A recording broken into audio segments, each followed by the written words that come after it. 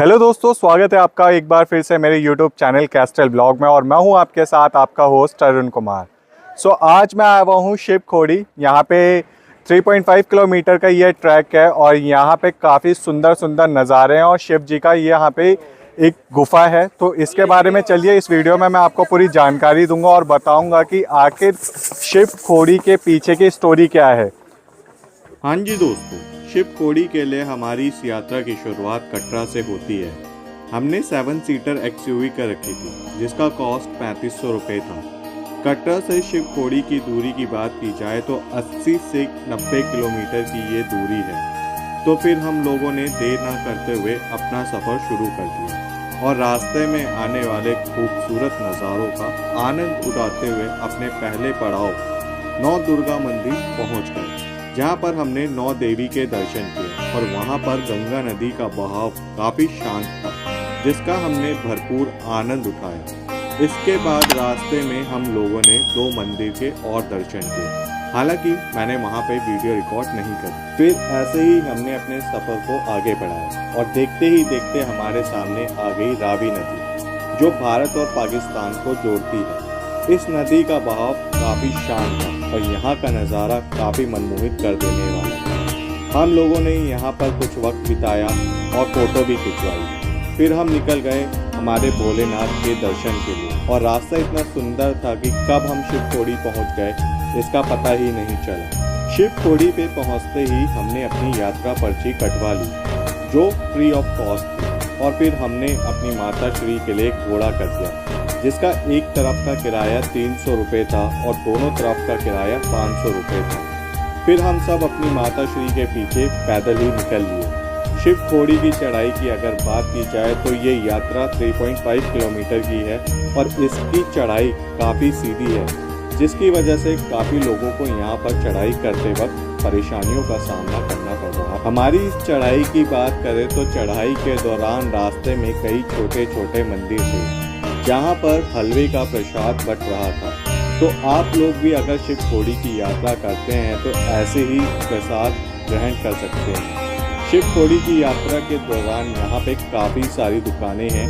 आप चाहें तो भगवान शिव के लिए यहाँ से भी प्रसाद खरीद सकते हैं। अगर आप इन दुकानों पे प्रसाद नहीं खरीद पाते हैं तो कोई बात नहीं, गुफा के बाहर भी वहाँ पर काफ़ी सारी दुकानें हैं तो आप शिव खोड़ी की गुफा के बाहर भी दुकानों से प्रसाद खरीद सकते हैं। तो फिर हमारा ये सफ़र ऐसे ही चलता रहा और रास्ते में हम लोगों ने जमकर मस्तियाँ भी करी जैसे कि आप हमारी इस वीडियो में देख सकते हैं।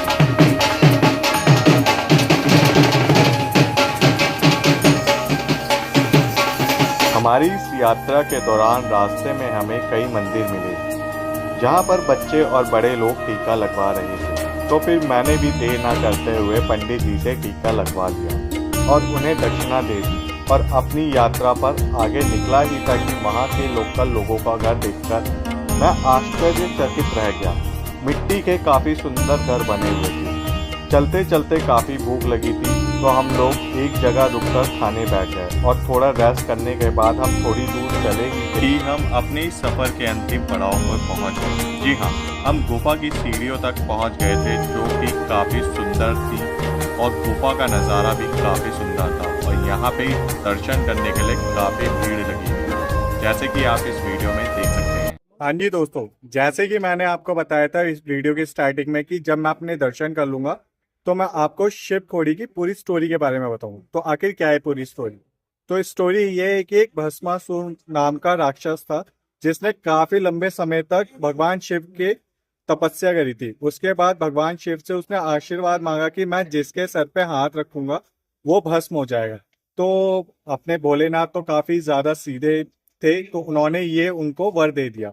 उसके बाद हुआ ऐसा कुछ कि भस्मासुर एक के बाद एक लोगों के सर पर हाथ रख रहा था और उनको भस्म कर रहा था, जिसके बाद उसके अंदर इतना अहंकार बढ़ चुका था कि वो भगवान शिव जिसने उसको खुद आशीर्वाद दिया था वो उनको खुद वहां पे समाप्त करना चाहता था और इस वजह से वो उनके पीछे पीछे लग गया और भगवान शिव अपने परिवार के साथ पार्वती जी, गणेश जी, कार्तिक जी के साथ यहाँ पर आके छिप गए या फिर ये कह सकते हैं कि उन्हें खत्म करना बहुत ही नामुमकिन था।